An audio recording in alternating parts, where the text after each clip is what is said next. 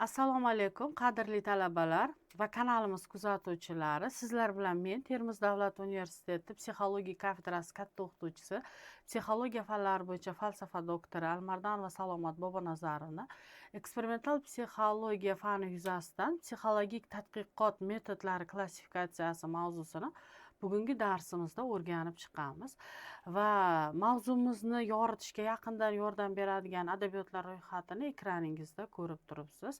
Ulardan aynan mavzumizga oid bo'lgan ma'lumotlarni o'qib o'rganib olishingizni tavsiya qilaman. Psixologik metodlarni umummilliy o'sha klassifikatsiyasi mavjud bo'lib hisoblanadi. Umuman psixologiyada metodlarni eng yaxshi klassifikatsiyasi yoki metodlarni guruhlarni tasniflash bu rus olimi Boris Gennadiyevich Ananevga tegishli. Bu Ananevni metodlar klassifikatsiyasi har doim hammaga o'sha uslub shu klassifikatsiyani qabul qilish ma'qul bo'lib tuyuladi va psixologik metodlardan umumilmiy klassifikatsiyada foydalanish jarayonida o'sha metodlarni o'zini o'rganib olish, ular haqida ma'lumotlarga ega bo'lsak, bu maqsadga muvofiq bo'lib hisoblanadi va eng birinchi, eng qadimgi va juda keng tarqalgan usullardan biri bu kuzatish metodi bo'lib hisoblanadi. Umumiy psixologiyada bu metodni obyektiv, tashqi va subyektiv ichki kuzatish turlari mavjud hamda inson psixikasidagi o'zgarishlarni kuzatish uchun quyidagilarga e'tibor berish maqsadga muvofiq bo'lib hisoblanadi. Kuzatishni metodini amalga oshirayotgan paytimizda yoki bu metoddan foydalanayotgan paytimizda kuzatishni maqsadi va vazifasini qat'iy belgilab olishimiz kerak. Nimani kuzatamiz va bundan kuzatishimizdan maqsad nimada va biz qaysi vazifani o'z oldimizga qo'ydik, ana o'shani belgilab olsak judayam haligi maqsadga muvofiq bo'ladi va biz metodni nima uchun ishlatayotganligimiz to'g'risida yaxshi tasavvurga ega bo'lamiz. Ikkinchidan, kuzatishni obyekti tanlanadi, ya'ni biz kimni yoki nimani kuzatamiz, bu haqida ham aniq to'xtamga kelib olishimiz kerak. Va uchinchidan, kuzatiluvchini yoshi va jinsini aniqlash kerak, chunki hayotda, ijtimoiy hayotda biz turli yoshdagi insonlarni uchratamiz: o'g'il bolalar, qiz bolalar yoki ayollar, erkaklar va ularning yoshlari yoki keksalarini ko'rishimiz mumkin va ulardan biz aynan necha yosh atrofidagi va qaysi jins vakillarini kuzatib olishimizga ham aniqlik kiritib olishimiz kerak. Va keyingi bosqichimizga o'sha tadqiqotni o'tkazish va rejasini tuzib olishimiz kerak. Va keyin kuzatish metodini ishlayotganda yana ahamiyat berayotgan bitta faktimiz bu kuzatish qancha muddat davom etishini qat'iylashtirib olishimiz kerak.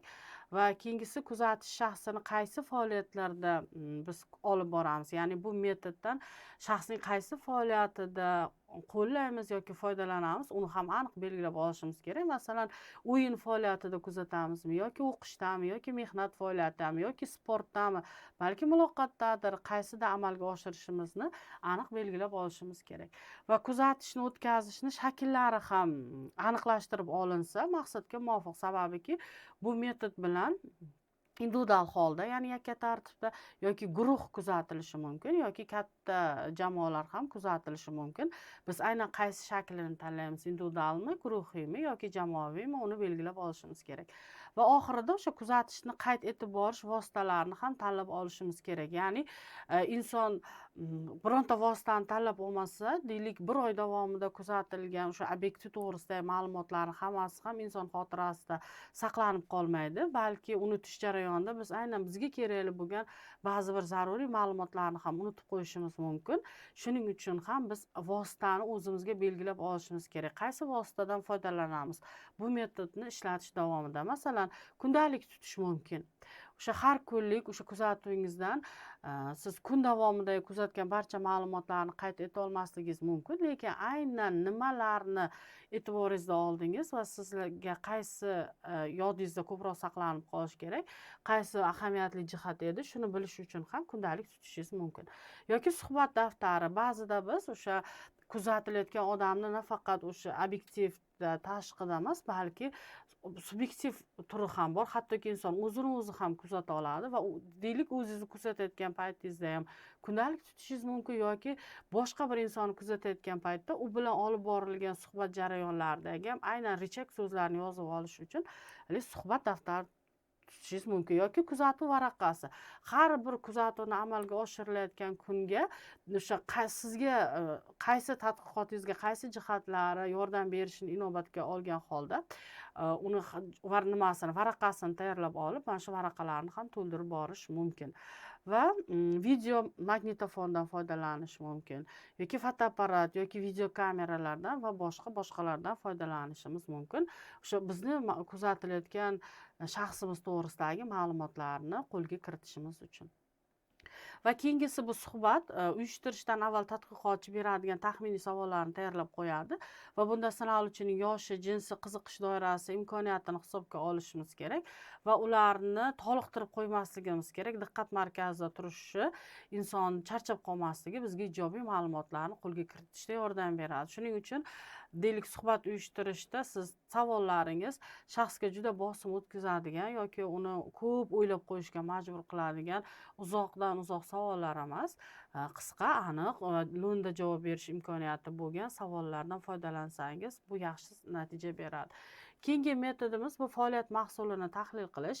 Bu metod orqali insondagi xotira, tafakkur va qobiliyati yoki inson xayolining xususiyatlarini aniqlash maqsadida juda keng ishlatiladi va ushbu metod orqali odamlar chizgan rasmlar, yasagan o'yinchoqlari, modellari, to'qigan narsalari, tikkan qo'g'irchoqlari, to'qib so'zib bergan hikoyalari, ertaklari va texnik konstruktorlardan yasagan sxemalarini kuzatib turib, uni mantiqiy xotirasi qanaqa, tafakkuri qanday va badiiy adabiy qobiliyati qanaqa, ijodiy xayolining rivojlanish darajasi qanaqa, texnik ijod yuzasidan materiallarni to'plashimiz mumkin va mazkur metod orqali ijod mahsulini yaratgan jismoniy shaxs bevosita ishtirok etmaydi. Shaxsning o'zi ishtirok etishi shart emas. Uning o'sha faoliyatini, mahsuli ko'rib chiqilib, bemalol u to'g'risida muloqot o'rnatish uchun muayyan bir hukm xulosa chiqarishimizga to'g'ri keladi. Test metodi bu keyingi metod juda ko'p ishlatiladi psixologiyada va test tushunchasi bilasiz ingliz tilidan olingan. Sinash, tekshirish degan ma'nolarni anglatadi va shaxsning aqliy o'sishini, qobiliyatini tekshirishda qo'llaniladigan juda qisqa standart masala, topshiriq yoki misol jumboqlar odatda test deb ataladi. Test insonni qanday kasbni egallash mumkin, kasbga yaroqlimi yoki qanaqa moyilligi bor yoki yaroqsizligi, iste'dodi yoki aqliy zaifligini aniqlash olish yoki odamlarni muayyan birorta o'lchovlarga binoan saralashda keng qo'llaniladi. Ushbu metod qiymati tajribani ilmiylik darajasiga, tekshiruvchining mahoratiga va qiziqishiga hamda yig'ilgan psixologik ma'lumotlarni mutanossibligi va ularni ilmiy tahlil qilishga bog'liq bo'lib hisoblanadi. Psixologiyada test metodi bilasizki 1905-yilda fransuz psixologlari Benye va Simon insonlarning aqliy o'sishini va iste'dod darajasini o'lchash imkoniyati borligi g'oyasini ilgari surgandan keyin qo'llanila boshladi va ko'pchilik jahon psixologlari testlarni shaxsning iste'dod darajasini aniqlash vositasi deb bilishgan, biroq ular tekshirilayotgan hodisaning psixologik mezonini hisoblashmaydi. Ma'lumki bu muammoni yechimini izlash turli psixologik vositalar bilan amalga oshiriladi. Amerika Qo'shma Shtatlari, Angliya, Fransiya, Shveysariya testologlari tadqiqot obyektlarini o'zgartirib turadilar va qobiliyat, faqatgina aqliy iste'dod emas, qobiliyat, tafakkur, bilim, ko'nikma hamda malakalarni aralash holda o'rganishga ham intilganligini ko'rishimiz mumkin. Rus psixologlari Gurevich yoki Kuretskiy hamda boshqalar qo'llaydigan testlar tubdan boshqacha tamoyil asosida tuzilgan. Ular testlarni tafakkur ko'rsatkichi, ya'ni tafakkurning indikatorlari bo'lish uchun harakat qiladilar va bu borada muayyan yutuqlarga erisha olganlar. Shuningdek, tafakkur jarayonining shaxs xususiyatlarini bilmay turib, inson qobiliyatining mohiyatini yoritib bo'lmaydi degan xulosaga ular kelishgan va an'analarga amal qilgan holda testlarni yaratishgan va ular yaratgan testlardan foydalanib kelinmoqda. Keyingi metodimiz bu eksperiment metodi. Bu metodda turli yoshdagi insonlarning, odamlarning nozik ichki bog'lanishlari, qonuniyatlari, xossalari, murakkab mexanizmlari, sun'iy tushunchalarning shakllanishi, nutq yoki tafakkur rivoji, favqulodda holatlarga moslashish yoki undan chiqib ketish, muammoli vaziyatni hal qilish jarayonlari, shaxsning his-tuyg'ulari, xarakteri, tipologik xususiyatlari o'rganiladi va eksperiment metodi bilasiz o'zi ikkiga bo'linadi: tabiiy va laboratoriya metodlari. Va psixologik, pedagogik masalalarni hal qilishda ko'pincha tabiiy eksperiment metodi qo'llaniladi. Va bilasiz, rus psixologi Lazuriskiy tomonidan 1910-yilda ilmiy asoslangan mazkur metod psixologik o'zgarishlar, o'zaro munosabatlar, qobiliyatlar, iste'dodlari, diqqat, xotirani, mahsuldorligini, irodaviy sifatlar kabi muammolarni hal qilish uchun o'rganildi va Lazuriskiy 1910-yilda tabiiy eksperimentga asos solgan, tabiiy eksperiment metodiga. Va tabiiy eksperiment sharoitida sinaluvchilarni quyidagicha tekshirish mumkin. Birinchidan, tekshirilayotganligidan ular bexabar bo'lishi mumkin. Ta'lim-tarbiya jarayonida berilayotgan bilimlarni tekshirib olishimiz mumkin va shakllantirilayotgan fazilatlar haqida tadqiqot maqsadiga muvofiqlashtirib olishimiz kerak. Odatda sinaluvchilar uchun qiyinlashtirilgan vaziyat yoki murakkabroq muammolarni qo'yish orqali ularning ichki imkoniyatlari, tarbiyalanganlik darajasini oldinroq ro'yobga chiqishini ta'minlash bu tadqiqotning eng asosiy vazifasi bo'lib hisoblanadi.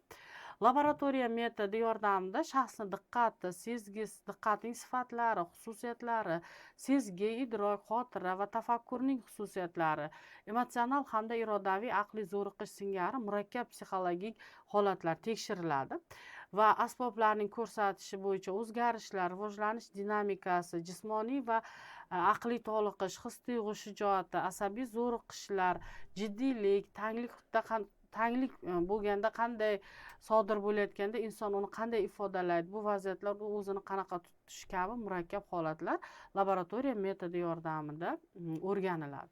Va eksperiment metodi ishlatilish jarayonida mana o'zi yuqorida aytdik, biz eksperiment metodi ikkiga bo'linadi, tabiiy va laboratoriya dedik. Va har ikki turi amalga oshirilayotganda ulardagi birinchidan aniqlovchi, ikkinchidan o'sha nazorat va uchinchidan tarkib toptiruvchi, ba'zida biz o'sha tarbiyalovchi so'zini ham ishlatamiz, sifatida amalga oshiriladi. Shaxsdagi o'rganilayotgan xususiyatlar birinchidan aniqlab olinadi, ikkinchidan ular nazorat guruhiga aylantiriladi va uchinchidan aniqlangan shaxs xususiyatlarida uchraydigan salbiy xususiyatlarning ta'siri kamaytiriladi yoki ijobiylari yanada rivojlantiriladi. Shuning uchun ham uchinchi ish bu tarkib toptiruvchi yoki tarbiyalovchi deb ham nomlanadi. Va keyingisi biografiya tarjima hol metodi. Insonni psixikasini tadqiq qilishida uni hayotini, faoliyatini, ijodiyoti to'g'risidagi og'zaki va yozma ma'lumotlar, insonning tarjimai holi, kundaligi, xatlari, esdaliklari ham muhim ahamiyatga ega. Siz bilasizki, tarixda buyuk odamlar, mashhur shaxslar, o'sha podsholar o'zlari to'g'risida asar yozdirishgan. O'z davrida nimalarga e'tibor berdi, ular nimalarni yaxshi ko'rardi, mana shu kabi ma'lumotlar qolgan. Va biografik metod ham shaxs o'zi to'g'risida yozgan tarjimai holi yoki tutgan kundaligiga qarab ham uning psixologik xususiyatlarini bilib olishimiz mumkin. Anketa metodi motivlarni aniqlashga qaratilgan savollardan iborat bo'lishi mumkin va ikkinchi ko'rinishki o'sha berilgan javoblardan bittasini tanlab olish va tayyor javoblari bilan tuzilgan anketalar bo'lishi mumkin yoki va aksincha o'sha sinaluvchilarga havola qilingan kamida 4 ta 5 ta javob bandi bor va bu bandlarda berilgan ballar bor. Mana shu tegishli ballar va javob bandi bir-biriga to'g'ri kelganda tanlash imkoniyati berilgan anketalar bor.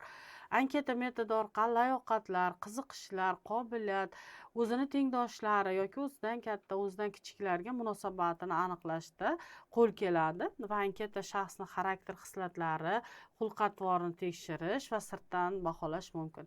Sotsiometriya metodi bor. Bu AQShda Jon Marino asos solgan ushbu metodga ilk bor va kichik birlamchi guruh a'zolari o'rtasidagi emotsional munosabatlar o'rganadi. Guruhda liderlarni aniqlab olishga yordam beradi va guruhdan chetda qolib ketgan shaxsni aniqlashga ham yordam beradi. Keyin eksperimental usulda mana eksperiment metod biz yuqorida ham aytdik, ko'pgina tadqiqot uchun juda katta qo'l keladi, yordam berish va psixologiyadagi mana eksperimental metodlar ishlatgan fiziolog Weber yoki fizik Fexner yoki 1879-yilda Wilhelm Wundt Leypsig universitetida va 19-asrning oxirida Rossiyadagi laboratoriyalar, Tokarskiy Moskvada, Bexterev Qozonda va Lange Odessalarda shunday laboratoriyalar ochgan edilar.